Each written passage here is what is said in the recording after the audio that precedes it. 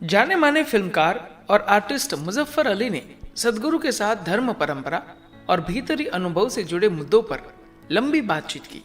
पेश है इस बातचीत के प्रमुख अंश। मुजफ्फर अली कहते हैं, यह मेरा सौभाग्य है कि आपने मुझे अपने साथ कुछ वक्त बिताने का मौका दिया। मुझे लगता है कि मैं एक बेहतर और अधिक ज्ञानी इंसान बन पाऊंगा। मैं एक बिल्कुल कोरी स्लेट की तरह आपके पास आया हूं। सदगुरु ने कहा, इसकी कोई गारंटी नहीं है। मुजफ्फर अली ने कहा, नहीं नहीं, मुझे तो गारंटी चाहिए। देखा जाए तो ऐसे कई क्षेत्र हैं जिन्हें लेकर हम जैसे लोग चिंतित रहते हैं। उनमें से एक है कि एक अच्छा गुरु कैसे पाया जाए। सूफीवाद में जिंदगी को देखने का नजरिया अलग है। उसमें गुरु हमेशा छिपा रहता है, वह आपसे दूर रहता है और उसके शिष्य भी सभी को नजर नहीं आते। लेकिन मेरा मानना है कि इस संसार में हमें एक गुरु की जरूरत है जो हमारे दिलों को रोशन करने में वास्तव में हमारी मदद करे और साथ ही हम में करुणा जगा दे।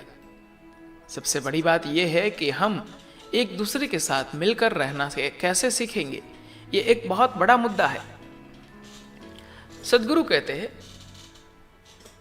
मुझे तो ऐसा नहीं लगता कि मेरे और आपके बीच कोई समस्या है। मुजफ्फर अली ने कहा, अगर समस्या न होती तो मैं यहां नहीं होता।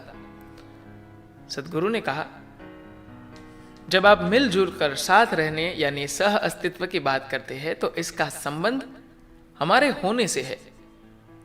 देखिए, संसार में न जाने कितने रीति रिवाज और परंपराएं हैं।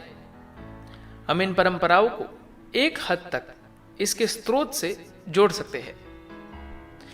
एक चीज जो आप महसूस करेंगे वह यह है कि कोई भी परंपरा या रीति रिवाज किसी एक आदमी के या कुछ आदमियों के अनुभव की सिर्फ बाहरी अभिव्यक्ति होती है। जब इस अनुभव को लोग संगठित करके दूसरे लोगों तक पहुंचाने की कोशिश करते हैं, तब ये एक सिस्टम बन जाता है और बाद में यही सिस्टम एक परंपरा में बदल जाता है। यही परंपरा कभी कभी आगे चलकर धर्म में बदलती है और कभी कभी कई दूसरी चीजें भी करती है। मुजफ्फर अली ने कहा, तो आप क्या परंपराओं को नकारते हैं? सदगुरु ने कहा, नहीं, मैं किसी चीज को नकार नहीं रहा हूं। मैं बस इतना कह रहा हूं कि इन सब चीजों की शुरुआत किसी अंदरूनी अनुभव से होती है। फिर इसका आगे की तरफ प्रवाह दो तरह से होता है, या तो असंगठित रूप से या फिर संगठित रूप से। अगर यह अनुभव आगे की ओर अव्यवस्थित रूप से हुआ तो आमतौर पर यह अपनी ढीली बनावट की वजह से परंपरा कहलाने लगते हैं। अगर इसका प्रवाह व्यवस्थित ऑर्गेनाइज्ड ढंग से हुआ तो यही एक संगठित धर्म बन जाता है। लेकिन अगर आप पीछे मुड़कर देखें तो आपको पता चलेगा कि इन सारी चीजों की शुरुआत व्यक्ति के भीतरी अनुभवों से ही होती है, फिर चाहे वह किसी एक व्यक्ति का अनुभव हो या कई लोगों का। किसी का अनुभव आपके लिए बस एक प्रेरक कहानी है।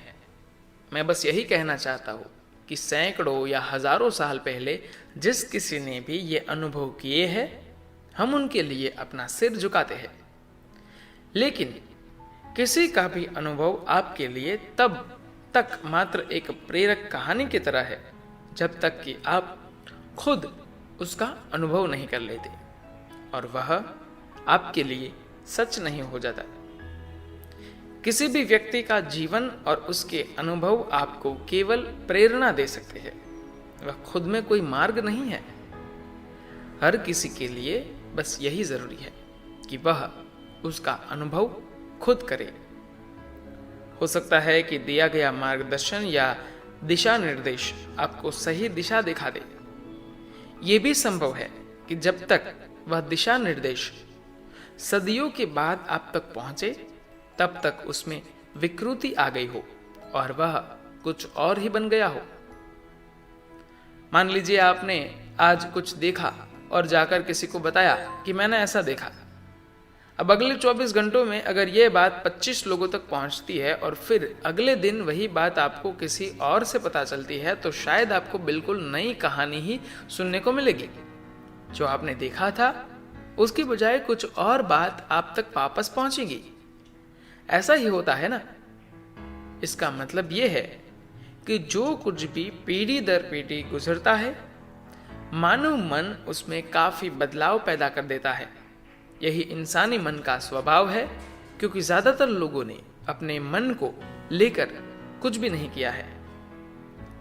अभी अगर आप 1-2 घंटे के लिए यहाँ बैठते हैं और फिर मैं यहाँ बैठे सभी लोगों से हमारी बातचीत के बारे में बताने जा रहा हूँ तो आप देखेंगे कि एक ही बात को 1000 तरीके से बताया जा रहा है।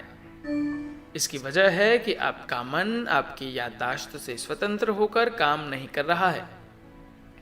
जिस तरह की यादें आप अपने दिमाग में लेकर चलते हैं, उसी के अनुसार आपका मन सुनी हुई बातों में मिलावट या बदलाव कर देता है, चाहे आपको कुछ भी बताया गया हो। इसलिए इस देश में हमने ऐसी परंपरा की स्थापना की जिससे चीजों को जहां तक हो सके ज्यादा से ज्यादा शुद्धता के साथ कम्युनिकेट किया जा सके, आगे बांटा जा सके। अब जब कोई भी परंपरा किसी काम की नहीं रह जाती है तो वह नष्ट होकर दी जाती है। अगर कुछ ऐसा है जो कि किसी पीढ़ी के लिए बेकार है तो आप उसे थोप नहीं सकते। इससे कोई फर्क नहीं पड़ता कि हम उसे कितना पवित्र मानते हैं, लेकिन उसे किसी भी हाल में थोपा नहीं जा सकता। सबसे ज्यादा जरूरी बात यह है कि आप पहले अपनी परंपरा की तह में जाकर देखें कि उस परंपरा का स्रोत क्या है और क्या आप लोगों को वो अनुभव दे सकते हैं। अगर आपको लगे कि आप यहाँ बैठे लोगों को वह सब अनुभव करा सकते हैं, तो आपको ये कहने की जरूरत ही नहीं होगी कि कृपया इन रीति रिवाजों को सुरक्षित रखिए। लोग उसे हर हाल में कायम रखेंगे। इस तरह मैं आपको बताना चाहता हूं कि मैं परंपराओं को नकार नहीं रहा हूं। धन्यवाद।